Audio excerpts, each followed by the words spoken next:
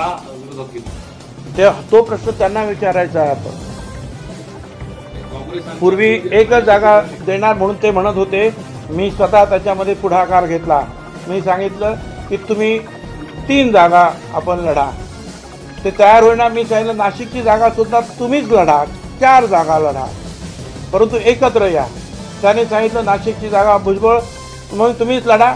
मी म्हटलं माझ्याकडे पैसे नाही आहेत. पैसे सुद्धा देऊ. शेवटी 6 जागेपर्यंत आम्ही आलो.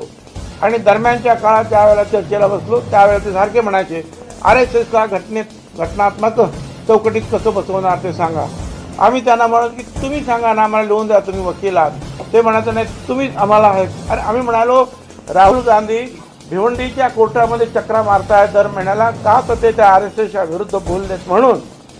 पण तुम्हाला काय पाहिजे सांगा, आम्ही लिहून देतो.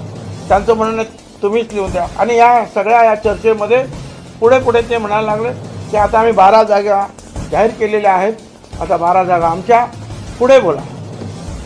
आमच्या लोकांना वाटलं की बाबा 2-4 दिवस थांबूया, गडबड दिसते, काहीतरी शांत होतील.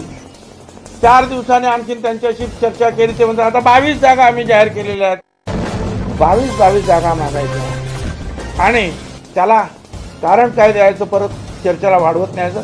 RSSचा घटनात्मक तुम्ही त्यांना कशा रीतीने चौकटीत बसवणार.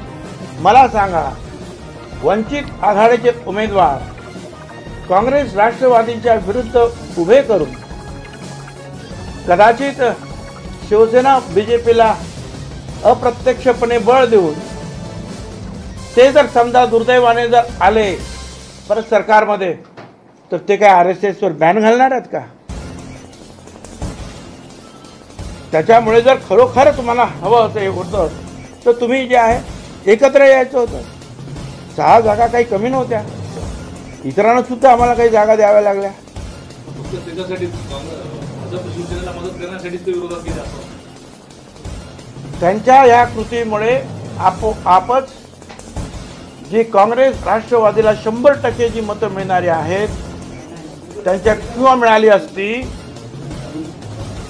त्या मतांमध्ये पुढे 5,000, 10,000, 20,000, 25,000 मतं जी आहेत ही कापली जाणार आहेत. आणि काही सांगता येत नाही. काही ठिकाणी उमेदवार 5,000 मतांनी पडतो, 2,000 मतांनी पडतो.